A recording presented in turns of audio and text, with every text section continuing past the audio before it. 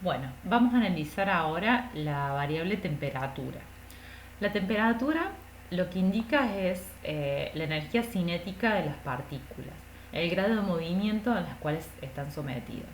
A medida que aumenta la temperatura, sabemos que aumenta la agitación o el choque entre moléculas, es decir, aumenta la velocidad de las mismas. Entonces es una relación de la energía que poseen estas partículas, principalmente la energía cinética.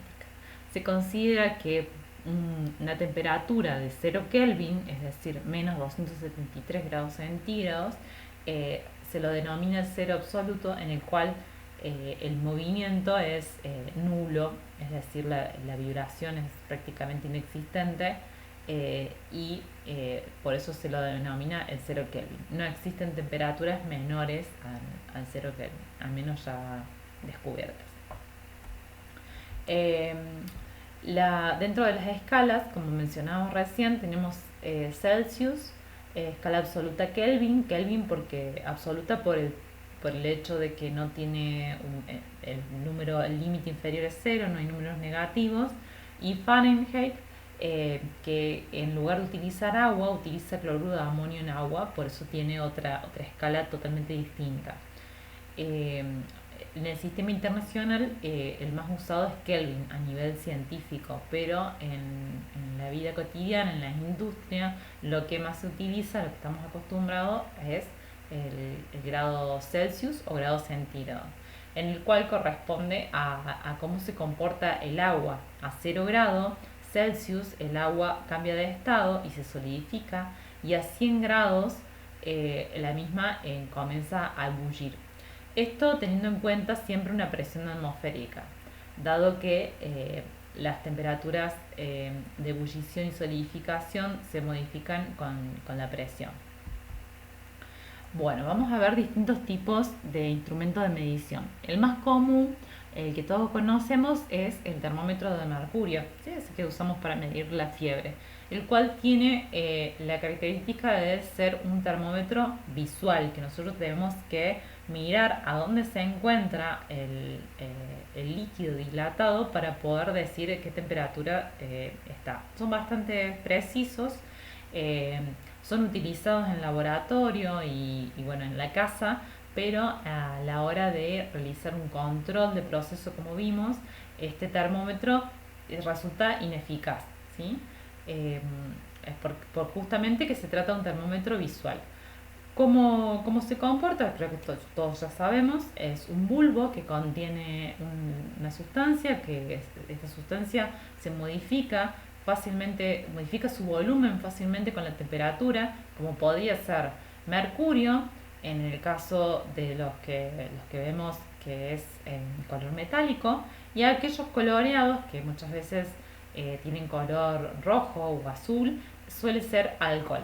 ¿Sí? Entonces, a medida que aumenta la temperatura, el líquido se dilata, aumenta su volumen, por lo cual asciende por el tubo capilar, es un tubo extremadamente fino, graduado, y cuando disminuye la temperatura se contrae. Bien, otro tipo de termómetro que lo hemos visto ahora en las noticias y con todo el coronavirus es el termómetro de infrarrojo. ¿Qué permite este termómetro y por lo cual tiene su principal ventaja en el uso hoy con este virus? Es que evita la contaminación porque se puede medir a distancia. En el caso de la industria se lo utiliza mucho también cuando son temperaturas extremadamente altas, por ejemplo metales en fundición, o que la distancia es grande o es difícil, por ejemplo, de medirlo porque es difícil de colocar un sensor. ¿Sí? Entonces todas estas circunstancias hacen que este termómetro de infrarrojo haya tenido gran éxito en la industria. ¿Cómo funciona? Lo vamos a ver en un ratito. No todo lo que brilla es oro, parece como un termómetro súper efectivo, súper práctico, pero depende del material, hay que corregir el número en función de la emisividad, eh, y mide la superficie, la temperatura en la superficie, no la interna. Además, no puede medir a través de un vidrio o un polietileno o algún plástico, tiene que ser directamente sobre la superficie a la cual se desea medir. Tampoco sirve para medir la temperatura del aire, y la superficie a la cual se apunta con el infrarrojo debe estar limpia y libre de polvo para tener realmente una medición exacta. Bueno, antes de ver cómo funciona, vamos a ver un poquito de lo que se trata el espectro electromagnético. Cuando hablamos de infrarrojo, ¿a qué estamos haciendo referencia? En función de la longitud de onda, ¿sí? La onda es, bueno, pertenece a uno de los procesos de movimiento de energía, de materia, ¿sí? La dualidad. Eh, a medida que la longitud de onda es cada vez menor, esto significa que ese rayo tiene mayor intensidad. Por ejemplo, los rayos gamma o rayos X son rayos de alta potencia. En cambio, a medida que las longitudes de onda se hacen de mayor tamaño, ¿sí? Incluso 10 metros, 100 metros, estamos hablando de ondas mucho más suaves y que pueden viajar mucha más distancia y no tienen la misma potencia, podemos decir, que los rayos gamma. Por ejemplo, unas ondas de radio, unas ondas de radar, ¿sí? Entre medio de estos dos extremos tenemos lo que se denomina como rango visible, que es justamente porque nosotros lo podemos ver, ¿sí?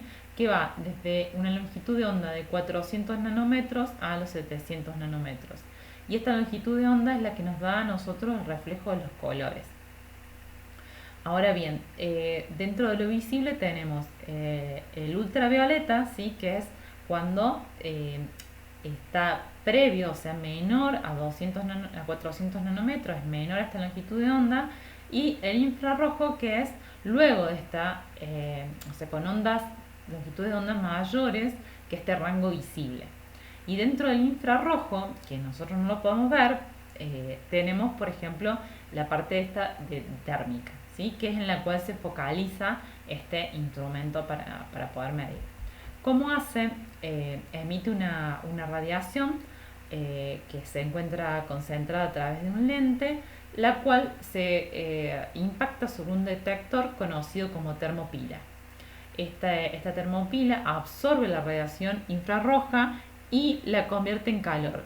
Este calor posteriormente se convierte en una señal eléctrica, en electricidad, en un movimiento de electrones que es después detectada y transformada en una temperatura.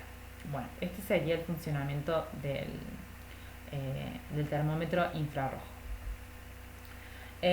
Luego en los procesos es muy utilizado la termoresistencia. Este es otro instrumento de medición, la cual se basa en la ley de Ohm, ¿sí? Que el voltaje es igual a la intensidad por la resistencia. Son todos conceptos eléctricos que ahora no vamos a ahondar en eso, pero lo que sí es importante que sepan es que la resistencia se encuentra influenciada por la temperatura, ¿sí? Entonces, aumenta la resistencia cuando aumenta la temperatura. ¿Resistencia qué?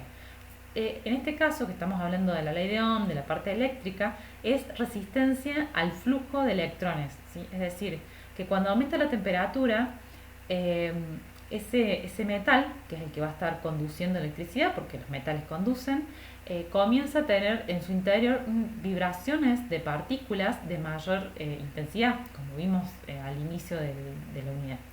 Estas vibraciones hacen que los electrones se les dificulte pasar a través de ese canal.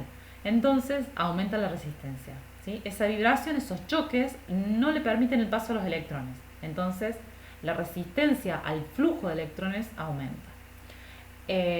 Las mismas se fabrican de alambres finos, normalmente soportados por un material aislante y luego encapsulados.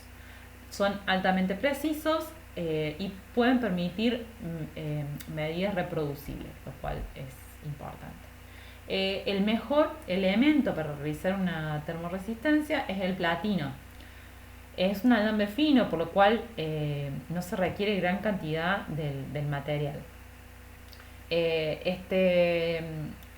Esta da medidas bastante precisas en un rango de temperatura desde menos 60 grados centígrados hasta 630, o sea, es decir, un amplio rango. Incluso se puede extender todavía más ese rango, como vemos por ejemplo acá, en el cual compara tres distintos materiales de los cuales está realizada la resistencia.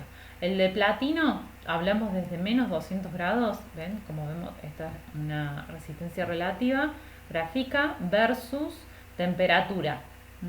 Les voy a pedir que cada vez que veamos un gráfico nos detengamos a analizarlo. Es muy importante ver qué se está graficando, ¿sí? Si no, el gráfico pierde sentido. ¿Y qué escalas utiliza? Por ejemplo, acá son escalas lineales, no hay logaritmos, nada, así que estamos bien. En este caso, en el eje de las X, utiliza grados centígrados, temperatura, y acá resistencia relativa, que está un poquito cortado. Relativo quiere decir que lo está haciendo referente a otra resistencia. El caso del platino, ven, es una recta perfecta, con lo cual está hablando de este grado de precisión, 0,01, o sea, realmente es altamente preciso. En cambio, por ejemplo, el cobre, ven que ya tiene acá una pequeña desviación, ya no es una recta sumamente perfecta, con lo cual ya aumenta, ¿ves? Es 10 veces más el grado de precisión, ¿sí? Ya no es tan preciso. Y el rango en el cual puede trabajar es considerablemente menor. Y luego tenemos el níquel, que es el que menor grado de precisión tiene. Ven la curva que hace que se aleja mucho de una recta. Hablamos de un grado de 0,5 y un rango también considerable de menos 150 a 300. Evidentemente el mejor material para la termoresistencia está siendo platino. Otro tipo de instrumento es la termocupla.